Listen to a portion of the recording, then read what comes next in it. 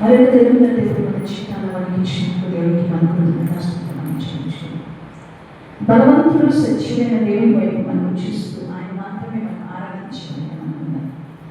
నమ్మదగిన దేవుడు, మనకు సహాయం చేసే దేవుడు, ఎల్లవేళ దేవులను నడిపించగలిగిన దేవుని వైపు మనం చూస్తూ ఆ దేవుడిని నిలపరిచే భాగ్యాన్ని దేవుడు మనకి ఇచ్చినందుకు దేవుడికి మనం స్తోత్రాలు తెలియపరుచుకున్నాం. హల్లెలూయా.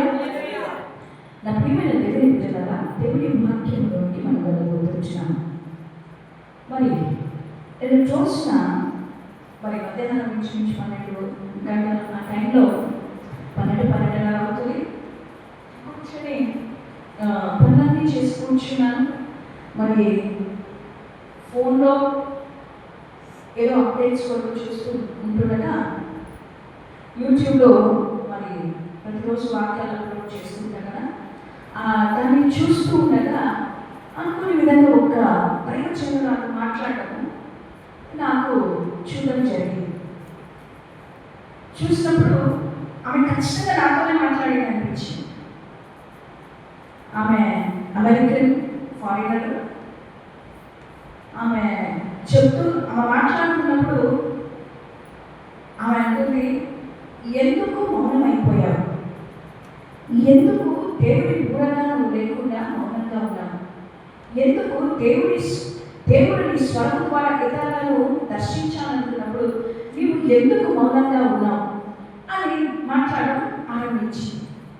మరి అది విన్నప్పుడు ఖచ్చితంగా ఆమె నాతోనే మాట్లాడిందేమో అనిపించింది. ఆమె సర్వలోకానికి సర్వసృష్టికి స్వార్థను అందించమని దేవుడు చెప్పాడు కదా. మరి సర్వలోకానికి సర్వసృష్టికి ఈ కాలంలో మనకు అంత తిరగలేము, కానీ దేవుడు మనకు యూట్యూబ్ ఛానల్ ద్వారా దేవుడు అవకాశం ఇచ్చాడు. మరి ఆ యూట్యూబ్ ఛానల్ ద్వారా ఎందుకు వర్తమానాలు అందించకూడదు అని ఆమె నాతో మాట్లాడుతుంది. మీకు అందరికీ తెలిసినట్టు ప్రతిరోజు దేవుడితో ప్రతిదినమైన కార్యక్రమం, ప్రతిరోజు నేను వాక్యం చెప్పినాను, ప్రతిరోజు ఆ వాక్యాన్ని అప్లోడ్ చేసేదాన్ని.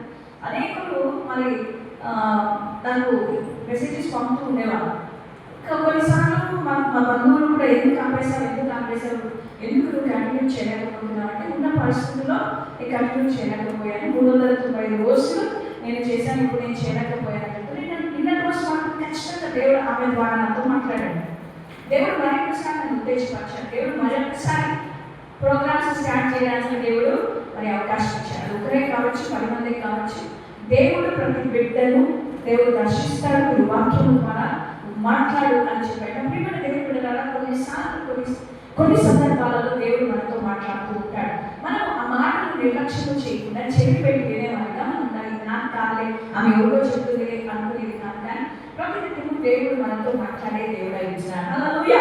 ఆయన సేవకుల ద్వారా వాక్యం ద్వారా మనతో మాట్లాడతాడు. ఇంకా ఈ కాలంలో దేవుడు మనతో మాట్లాడబోతున్నాడు. దేవుడు మాట్లాడతాడని నమ్ముతున్న వాళ్ళందరూ హల్లెలూయా చెప్తాం. హల్లెలూయా, హల్లెలూయా.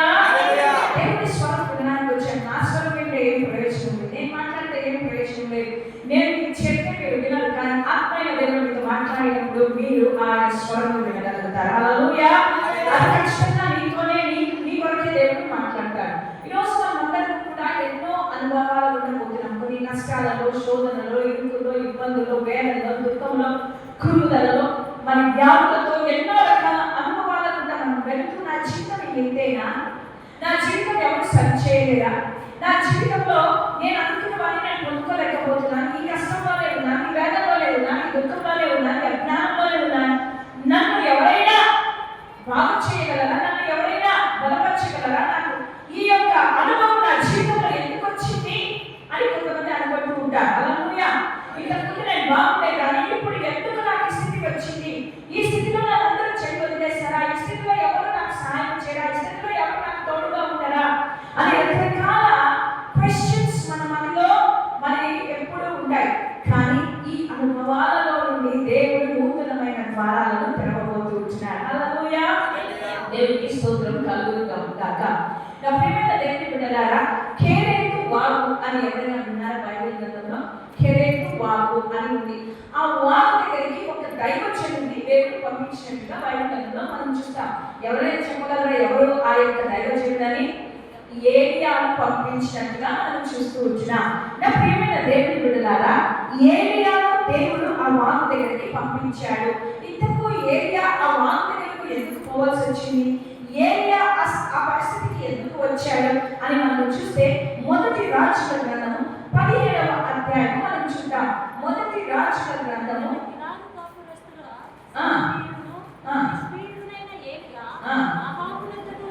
అహాబునకు వచ్చి ఎవరి సన్నిధిని నేను నిలబడి ఉన్నానో దేవుడైన ఆ యెహోవా జీవముతో నా మాట ప్రకారముగాక ఈ సంవత్సరములలో వర్షమైనను పడదని ప్రకటించెను. వర్షమైనను పడదని ప్రకటించెను. ఇప్పుడు ఇంటికి ఏలియా అహాబు దగ్గరికి వచ్చి ఎందుకు ఈ మాటలు చెప్పవలసి వచ్చిందంటే, అహాబు అనే ఆయన ఇశ్రాయేలీయులకు రాజు అయినాడు. ఆయన మరి దేవుని దృష్టిలో బహు పాపము చేశాడు, బహు చెడుతనము చేశాడు. మనం కూడా మొదటి రాజుల గ్రంథంలో 15వ అధ్యాయం 16వ అధ్యాయం 17 18 మనం చదివితే ఈయన అహాబు గురించిన ఆయన చరిత్ర రాయబడి ఉంది. ఈ అహాబు దేవుని యొక్క ఉన్నత బలిపీఠములను పక్కకు పెట్టి అన్య దేవతలను పూజించడం ఆరంభించాడు. ఇశ్రాయేలు దేవుడైన యెహోవాను వదిలిపెట్టి అన్య దేవతలను ఆరాధించడం ఆరంభించాడు. ఎందుకంటే ఈయన అన్యులను వివాహం చేసుకున్నాడు. మరి ఎవరు చేసుకున్నాడు? ఆయన యెజబెలు స్త్రీని వివాహం చేసుకొని దేవునికి దూరమై బయలు దేవతలను పూజించడము ఆరంభించాడు. ఆ యొక్క అహాబు యొక్క చెడు ప్రవర్తనను, అతని యొక్క ప్రవర్తనను చూసి ఏలియా అహాబు దగ్గరికి వచ్చి ఆయనతో అంటాడు, ఇదిగో నువ్వు చేస్తున్న తప్పులు, నువ్వు చేస్తున్న పాపమును బట్టి నీవు ఈ రీతిగా ప్రవర్తిస్తున్నావు కాబట్టి ఏమొచ్చినాడమ్మా 10వ అధ్యాయం 1వ వచనంలో ఆయన అంటున్నాడు, దేవుని సన్నిధిని నిలబడి ఉన్నాను, ఇశ్రాయేలు దేవుడైన యెహోవా జీవముతో నా మాట ప్రకారం అవునుగాక ఈ సంవత్సరములలో మంచైన వర్షమైన పడదని ప్రకటించెను. ఎంత పాపంతో నింపబడిన ఆ ప్రాంతము, ఆ ప్రదేశములో దేవుని యొక్క తీర్పు రాబోతుంది. ఆ తీర్పు ఏమంటే ప్రవక్త అయిన ఏలియా ద్వారా దేవుడు మాట్లాడుతున్నారు. మాట్లాడి మీకు మంచైనను వర్షమైన కురువలు. ఎన్ని సంవత్సరాలమ్మా? 3.5 సంవత్సరములలో అని సంవత్సరం అని రాయబడింది. 3.5 సంవత్సరాలు ఏలియా మాట్లాడిన తర్వాత ఆ యొక్క ప్రాంతంలో కూడా ఏమైనా వర్షము లేదు. వర్షము లేకుంటే ఏమవుతుందమ్మా? నీళ్లు ఉండవు. నీళ్లు లేకపోతే ఏమొస్తుంది? కరువు వస్తుంది. కరువులో పంటలు వేయడం, పంటలు పండించుకోలేము, పశువులకు మేత ఉండదు, మానవులకు కూడా తిండి ఉండదు. బహు భయంకరమైన పరిస్థితిలో వాళ్ళు ఉంటారు. మరి ఇటువంటి కాలంలో, ఇటువంటి కరువు కాలంలో అహాబు రాజుతో నిలబడి మాట్లాడి అహాబు యొక్క ప్రవర్తన అంతా కూడా ఎరిగిన ఏలియా ఆ యెజబెలుకు అహాబుకు భయపడి మరి అక్కడి నుంచి దేవుని నివేదిక స్థానానికి తీసుకొని పోతాడు. ఎందుకంటే యెజబెలు ఎవరిని దేవుని సాక్షులందరినీ చంపాలని ఆలోచన కలిగిన ఒక చెడు స్త్రీ, బ్యాడ్ స్పిరిట్, చెడు ఆత్మలు కలిగిన ఒక స్త్రీ. మరి ఏలియా కూడా అక్కడి నుంచి తప్పింపబడ్డాడు. ఎవరి చేత తప్పింపబడ్డాడమ్మా? దేవుని చేతనే తప్పింపబడ్డాడు. తప్పింపబడి దేవుడు ఏలియాతో చెప్తున్నాడు. ఏమని చెప్తున్నాడు విన్నామా? పిమ్మట యెహోవా అతనికి ప్రత్యక్షమై నేను ఇచ్చేటప్పుడు తూర్పు వైపునకు పోయి యోర్దానుకు ఎదురుగా ఉన్న కెరీతు వాగు దగ్గర దాగి ఉండుము. ఎక్కడికి పోమన్నాడమ్మా? కెరీతు వాగు దగ్గర. యోర్దానుకు మరి ఈస్ట్ సైడ్ అంటే ఎవరు? నార్త్, సౌత్, ఈస్ట్ తూర్పు వైపు, యోర్దానుకు తూర్పు వైపు కెరీతు అనే వాగు దగ్గరికి పోయి అక్కడ ఉండమని దేవుడు చెప్పాడు. హల్లెలూయా. కెరీతు అనగా సెపరేషన్, విభజింపబడడం, దూరము చేయడం అని అర్థము. మనము ఒక స్థలము నుండి లేక ఒక పరిస్థితి నుండి, లోకం నుండి మనము ప్రత్యేకింపబడి మరి ఒక ప్రత్యేకమైన కార్యము కొరకు దేవుడు మనలను ఒంటరిగా తీసుకొని వెళ్తాడు. హల్లెలూయా. ఒక ప్రత్యేకమైన కార్యం మన జీవితం ద్వారా దేవుడు చేయాలంటే కొన్నిసార్లు ఇట్లాంటి కేవలం అనుభవంలోనికి మనము రావాలి. అక్కడ ఎవ్వరు లేరు, అక్కడ ఎవ్వరు మాట్లాడేవారు లేరు, ఎవ్వరి సహాయం లేదు. ఏలియా ఒంటరి వాడే. హల్లెలూయా. కానీ అతన్ని అక్కడికి పంపించింది ఎవరు? దేవుడైన యెహోవాయే. హల్లెలూయా. మొట్టమొదటిగా మనం మరి దేవుడు ఉంటే అయిపోతాడా? దేవుడు మమ్మల్ని మర్చిపోయాడా అనుకుంటాం. ఇప్పుడు నాకు అప్పులు ఉన్నాయి, అప్పుల సమస్యలో ఉన్నాను నేను. ఎన్నోసార్లు నేనేమనుకుంటానంటే, అయ్యో ఈ అప్పుల్లో నాకు ఎవరు సహాయం లేదా, దేవుడు నన్ను మర్చిపోయాడా, దేవుడు నన్ను చేయి వదిలేశాడా, దేవుడు నాకు ఇంకా సహాయం చేయడా, ఎందుకు ఈ స్థితి నా జీవితంలో వచ్చింది అని నేను ఆలోచిస్తున్నప్పుడు, ఎన్నటికీ దేవుడు నన్ను చేయి వదిలే దేవుడు కానే కాదు. ఆ పరిస్థితుల్లో కూడా దేవుడు నీకు సహాయం చేసి నిన్ను నడిపించువాడే. హల్లెలూయా. మరి ఆ యొక్క వాక్కును విన్న ఆయనను దేవుడు అక్కడికి తీసుకుని వెళ్ళాలి. మొట్టమొదటిగా మనం గమనించవలసిన మాట ఏంటంటే, మనం కష్టకాలంలో ఉన్నప్పుడు, బాగా గుర్తుపెట్టుకోండి, మనం కష్టకాలంలో ఉన్నప్పుడు దేవుడు మన పట్ల శ్రద్ధ తీసుకుంటాడు. హల్లెలూయా. శ్రద్ధ కలిగిన దేవుడు, ఒక రెస్పాన్సిబిలిటీ కలిగిన దేవుడు. ఇప్పుడు ఆహారం మాట్లాడినాడు, అక్కడికి దేవుడికి ఏరియాలో వదిలేయచ్చు కదా, కానీ లేదు, శ్రద్ధ తీసుకున్నాడు. ఎందుకంటే ఏరియా ప్రాణానికి అపాయం కలగకుండా ఏరియాను రక్షించే బాధ్యత దేవుడిది. కాబట్టి దేవుడి వరకు పనిచేసే ఆ బిడ్డను దేవుడు శ్రద్ధ తీసుకొని అతన్ని బయటికి తీసుకొని వచ్చాడు. హల్లెలూయా. ఈరోజు భూమి మీద నిన్ను నన్ను సృష్టించిన దేవుడు ఈరోజు భూమికి తన బిడ్డలుగా మమ్మల్ని పంపి తన రక్తము ద్వారా మనల్ని కొన్న దేవుడు మన పట్ల శ్రద్ధను వహించే దేవుడు. హల్లెలూయా. స్కూల్లో పిల్లలు మనం పంపిస్తాం, ఎవరు శ్రద్ధ తీసుకుంటారో? టీచర్ శ్రద్ధ తీసుకుంటారు. నువ్వు ఉద్యోగం చేసే దగ్గర నీ పట్ల ఎవరు శ్రద్ధ తీసుకుంటారో? నీ పై అధికారులు శ్రద్ధ తీసుకుంటారు. నీ సంఘములో నీకు శ్రద్ధ తీసుకునే వాళ్ళు, నీ సంఘ కాపరి నీ పట్ల శ్రద్ధ తీసుకుంటారు. అట్లనే ఈ భూలోకానికి పంపిన నిన్ను చక్కటి పునాది వేయబడక మునిపే ఆయన క్రీస్తువుని ఎరిగి ఉన్నాడు. కాబట్టి ఆయన నువ్వు ఎటువంటి అనుభవంలో ఉన్నా కూడా ఆయన శ్రద్ధ తీసుకునే దేవుడు అయి ఉంటున్నాడు. హల్లెలూయా. నమ్ముతున్నావా నువ్వు మాటను? శ్రద్ధ తీసుకునే దేవుడు. రెండవది, అతనితో మాట్లాడాడు. హల్లెలూయా. మనం చూస్తున్నాం కదా, మొదటి రాజుల గ్రంథం 10వ అధ్యాయం 2వ వచనంలో దేవుని యొక్క వాక్కు ఎవరికి? ఏలియాకు ప్రత్యక్షమైంది. హల్లెలూయా. దేవుడు మాట్లాడే దేవుడు, దేవుడు సర్వమును మనకు తెలియపరిచే దేవుడు, దేవుడు ఒంటరిగా ఉన్నప్పుడు నీతో మాట్లాడి నీకు ధైర్యపరిచే దేవుడు. ఏలియాకు ప్రత్యక్షమై ఏలియాతో మాట్లాడిన దేవుడు ఆయన మారని దేవుడు.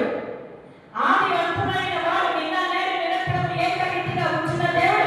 ఏలియాతో మాట్లాడిన దేవుడు, మోషేతో మాట్లాడిన దేవుడు, అబ్రహాముతో మాట్లాడిన దేవుడు, ఇస్సాకు యాకోబుతో మాట్లాడిన దేవుడు, ఆయన శిష్యులతో మాట్లాడిన దేవుడు, పౌలుతో మాట్లాడిన దేవుడు నీతో మాట్లాడతాడు. హల్లెలూయా. నమ్ముతున్నామైన మాట్లాడతానని. అందుకే కదా భక్తులు అన్నాడు, మాట్లాడే దేవుడవు నీవు, మాట్లాడి రాయివి చెట్టు నీవు కాదు, మాట్లాడే దేవుడవు నీవు.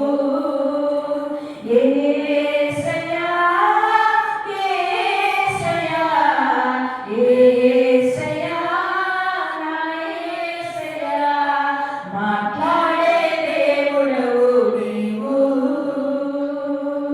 ఈరోజు ఒకవేళ నువ్వు కష్టాల్లో ఉంటే నీ తల్లిదండ్రులు నీకు మాట్లాడకపోవచ్చేమో, నువ్వు శ్రమలో ఉంటే నీ తల్లిదండ్రులు నీతో మాట్లాడకపోవచ్చేమో, నువ్వు బలహీనతలో వ్యాధుల్లో ఉన్నప్పుడు నీ స్నేహితులు నీకు మాట్లాడకపోవచ్చేమో, కానీ నువ్వు ఏ స్థితిలో ఉన్నా నిన్ను మాట్లాడే దేవుడు ఆయన. హల్లెలూయా.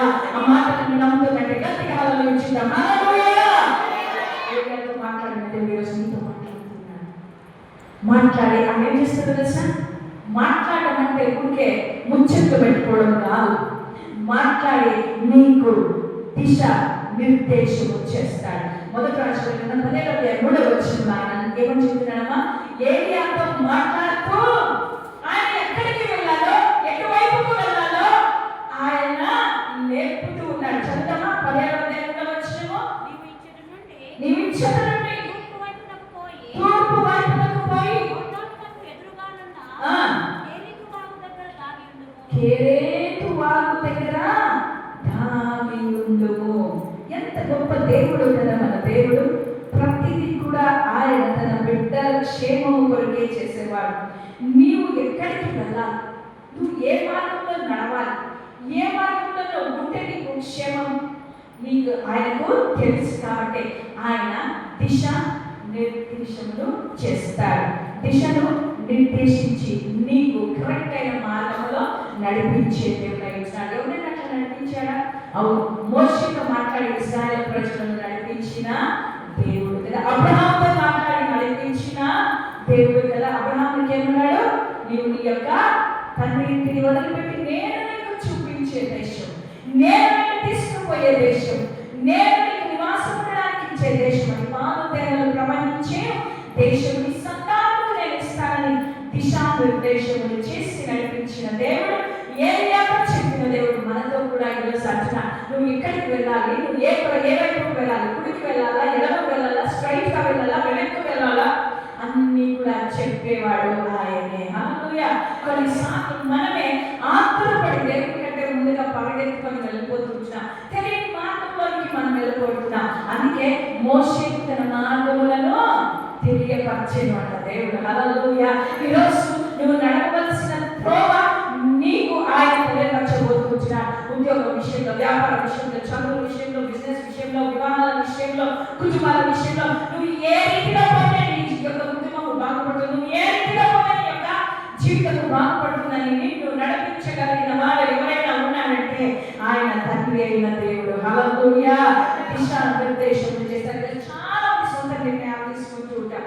దేవుడు మాట్లాడే వరకు టైం లేవు. మనం శ్రమలో ఉన్నాం, అప్పుల్లో ఉన్నాం అనుకుంటే, ఉదాహరణకు అప్పుల్లో ఉన్నాం, అప్పుల నుంచి బయటికి రావాలనుకుంటే దేవుడు మాట్లాడే వరకు మనం మౌనంగా ఉంటాం.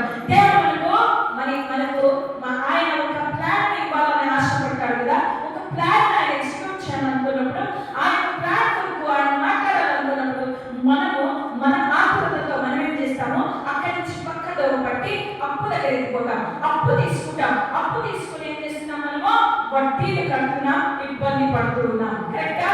దేవుడు నన్ను అడుగు అన్నాడు. అడగకుండా, దేవుడి స్వరం వినకుండా, దేవుడి సహాయం పొందకుండా మన మార్గంలో మనం వెళ్తున్నాము, మన ఆలోచనతో మనం వెళ్తున్నాము. కాబట్టి మనం ఏమవుతున్నా? అప్పులనే ఊపిలో, సమస్యలనే ఊపిలోనికి పడిపోతూ వచ్చినా. నా ప్రియమైన దేవుని బిడ్డలారా, ఎప్పుడైతే దేవుని స్వరం నీకు వినబడుతుందో ఆయన సరైన మార్గంలో నిన్ను నడిపించే దేవుడు అయించినాడు. హల్లెలూయా. ఏలియా దిశ మరి చెప్పాడు. ఏమని చెప్పాడు? యెహోవా ప్రత్యక్షమై ఇచ్చట నేను తూర్పు వైపునకు పోయి యోర్దాను ఎదురుగా ఉన్న, యోర్దాను నదికి ఎదురుగా ఉన్న ఒక వాగుని, ఆ కెరీతు వాగు దగ్గర ఏం చేయడా? దాగియుండు. ఎందుకు? ఆహాబు మరి యెజెబెలు ఇద్దరు కూడా ఏలియాను హతమారుస్తారని దేవుడు అతన్ని అక్కడ దాగుకోమన్నాడు. హల్లెలూయా. హల్లెలూయా. నా ప్రియమైన దేవుని బిడ్డలారా, అక్కడ దేవుడు అతనికి మరి దాగియుండుము అనే పదం ఉంది కదా. మరి మహోన్నతిని చాటున నివసించువాడు, సర్వశక్తిని నీడలు విశ్వసించువాడు, ఆయనే నాకు ఆశ్రయము, నా కోట, నేను నమ్ముకున్న దేవుని నేను యెహోవాను గురించి చెప్పుచున్నానని దావీదు భక్తుడు అంటున్నాడు. నువ్వు దాగి ఉండగా నిన్ను ఎవరు కాపాడతారంటే ఆయన రెక్కల కింద నీకు ఆశ్రయం కలుగును అని కీర్తనల గ్రంథము 91వ అధ్యాయం 4వ వచనంలో ఉంది కదా. ఆయన రెక్కల కింద నీకు ఆశ్రయము కలుగుతుంది. ఏలియా అక్కడ దాగుకోనున్న దేవుడు నాకు అతనికి ఆశ్రయం సిద్ధపరిచాడు. ఎవరు? మహోన్నతిని చాటున అతనికి ఆశ్రయం కలిగింది. మహోన్నతిని చాటున అంటే దేవుని యొక్క రెక్కల కింద ఆయనకు ఆశ్రయము కలిగింది. ఎప్పుడైతే దేవుడు చెప్తాడో దేవుడు ఖచ్చితంగా చేస్తాడు. హల్లెలూయా. ఆయన ఏలియా అక్కడికి వెళ్ళమని వదిలేయలేదు. ఆయనకు ప్రొటెక్షన్ ఇచ్చాడు, కాపుదలను ఇచ్చాడు, భద్రతను ఇచ్చాడు. ఎందుకు? ఒంటరిగా ఉన్నాడు ఏలియా. ఎప్పుడైనా ఎవరైనా అటాక్ చేయొచ్చు. అందుకే మహోన్నతిని చాటున నివసించువాడు, దేవుని సన్నిధిలో, దేవుని రెక్కల కింద నివసించువాడికి సురక్షితమైన ప్రదేశం. కోడి తన పిల్లలు ఎట్లా కాపాడుకుంటుందా?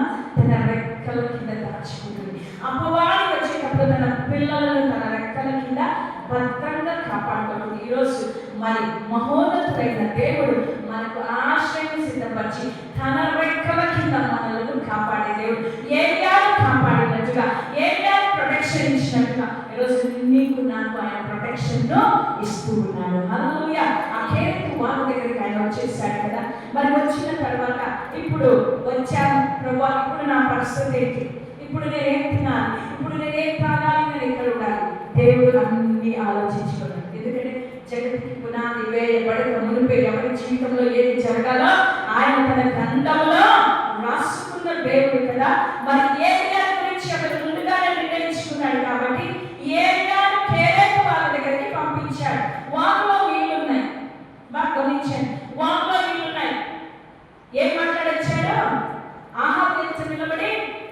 వర్షమైనను మంచినను పడదని చెప్పొచ్చాడు. అంటే కరువు కాలంలో దేవుడు ఏలియాను పోషించడానికి సిద్ధపడ్డాడు. హల్లెలూయా. మరి కరువులో ఆ స్థలంలో పంట ఎట్లా వేసుకుంటాడు? అడవిలో కదా, వాగు దగ్గర కదా, ఒంటరిగా ఉన్నాడు కదా, మరి పరిస్థితి ఏంటి అని ఆలోచన చేస్తే ఆహారం చేసుకోవడానికి ఆహార ధాన్యాలు అతని దగ్గర లేవు. ఉన్న ఫలంగానే అక్కడి నుంచి వచ్చేసాడు. మరి అటువంటి స్థితిలో దేవుడు అతనితో మాట్లాడుతూ వచ్చినాడు. ఏమని? దేవుడు అతనితో చెప్పి అతడు పోయి యెహోవా సెలవు చొప్పున యోర్దాను ఎదురున కెరీతు వాగు దగ్గర నివాసము చేశాను. వచ్చినాడు. ఎప్పుడైతే దేవుడు చెప్పాడో ఏలియా విన్నాడు.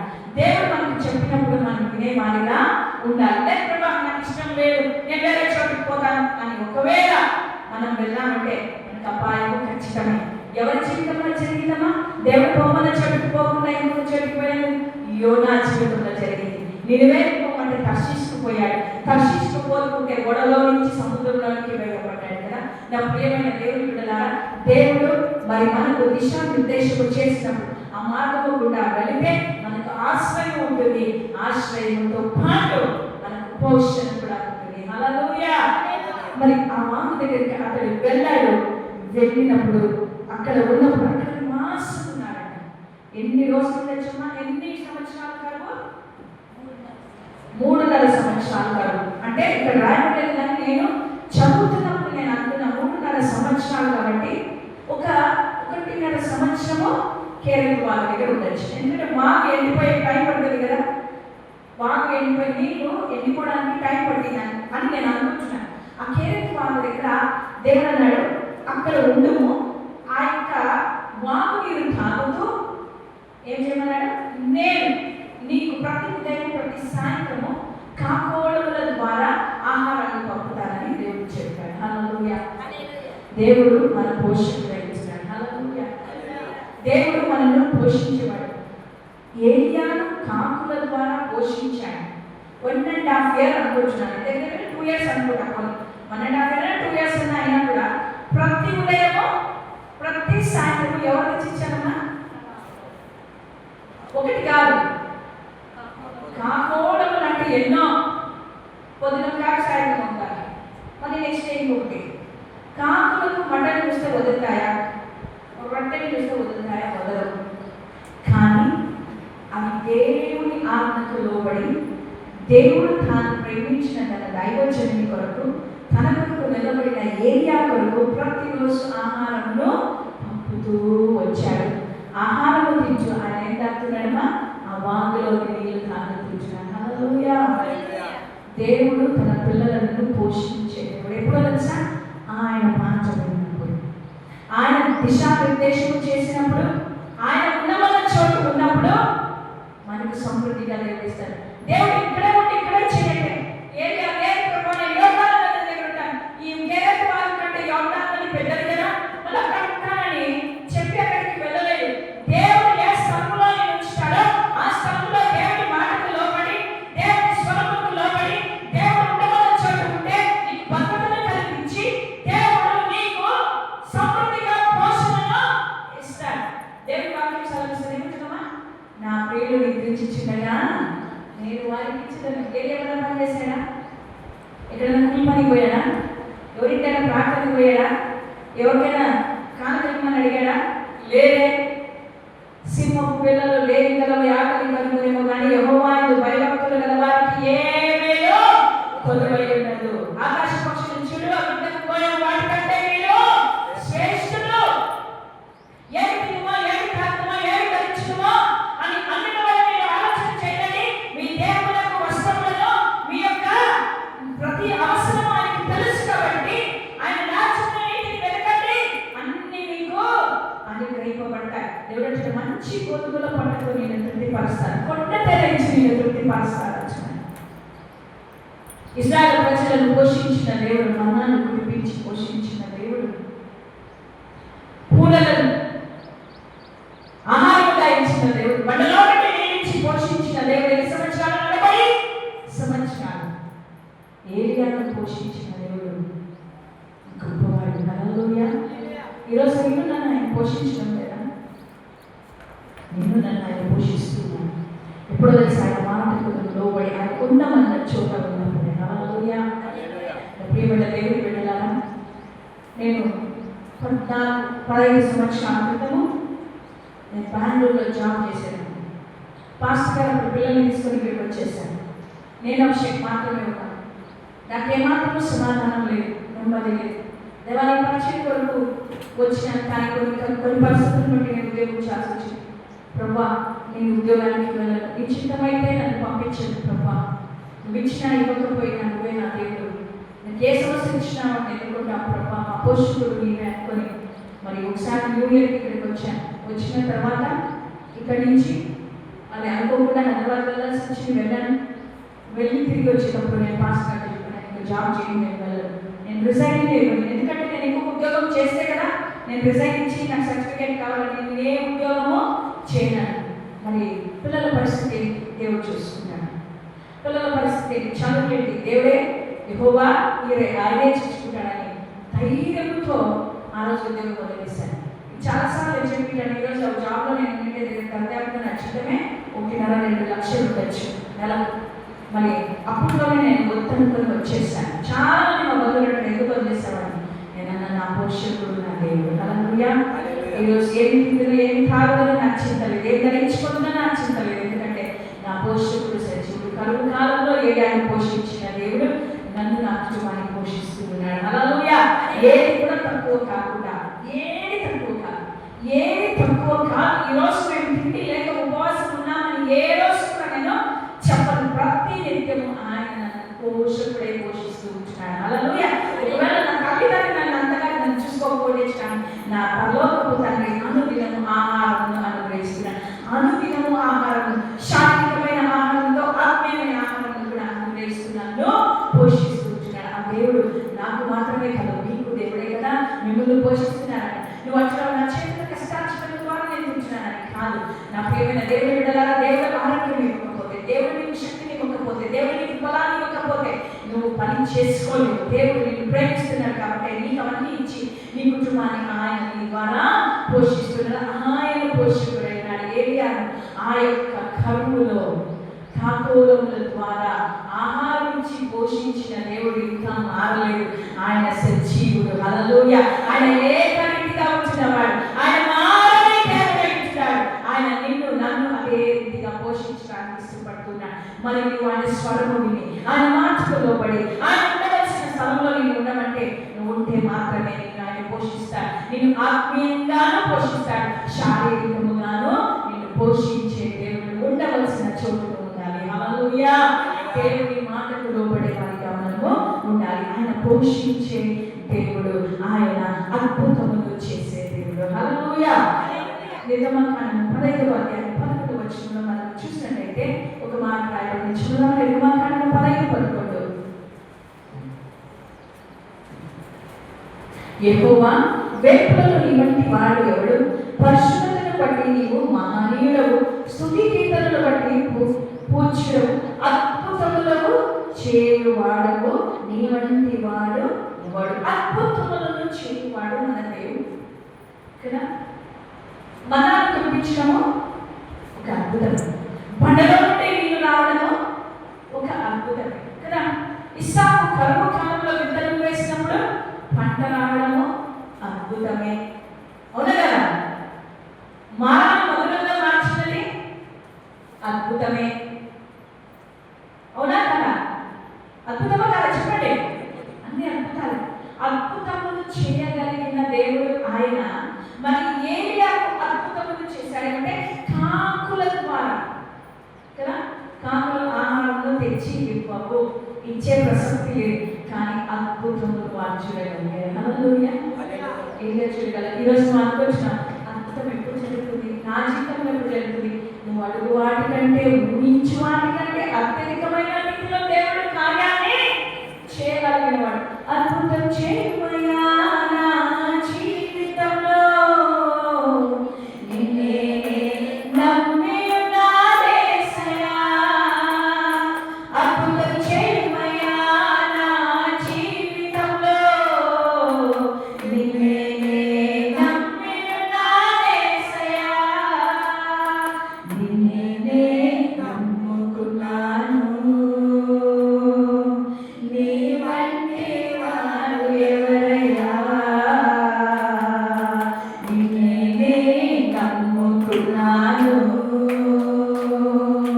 నీ వంటి వారు లేరయ్యా. అద్భుతం చేయవయ్యా నా జీవితంలో. నిన్నే నమ్మి ఉన్నానేసయ్యా. ఈరోజు నీ జీవితంలో అద్భుతం చేయాలని ఆశపడుతున్నాను. నువ్వు అడుగు వాటి కంటే గొప్ప కార్యాలు చేయాలని ఆశపడుతున్నాను. నీ ఊహకు మించిన కార్యాలను చేయబోతున్నాడు. నీ జీవితంలో ఎన్నడూ చూడని అద్భుతములను దేవుడు చేయాలని ఆశపడుతున్నాడు. ఏది ఆ జీవితంలో అద్భుతములను చేసిన దేవుడు నీ జీవితంలో చేయడానికి సిద్ధంగా ఉన్నాడు. ఉదయకాలమున హల్లెలూయా. అద్భుతాలు చూడడానికి నువ్వు సిద్ధంగా ఉన్నావా? అద్భుతాలను చూడడానికి నువ్వు సిద్ధంగా ఉన్నావా? ప్రొటెక్షన్ ఇచ్చి ఆయన పోషించి సంరక్షించి ఆ వాగులో నీరు ఉన్నంత వరకు అక్కడే ఆయన ప్రొటెక్ట్ చేశాడు, కాపాడాడు. అదైన తర్వాత మనం చూసినట్లయితే కొంతకాలమైన తర్వాత ఆ నీరు ఎండిపోయింది. ఎంతో వచ్చిన హల్లెలూయా. ఆగిపోయింది, పోషణ ఆగిపోయింది. చుట్టూ కరువు బాగా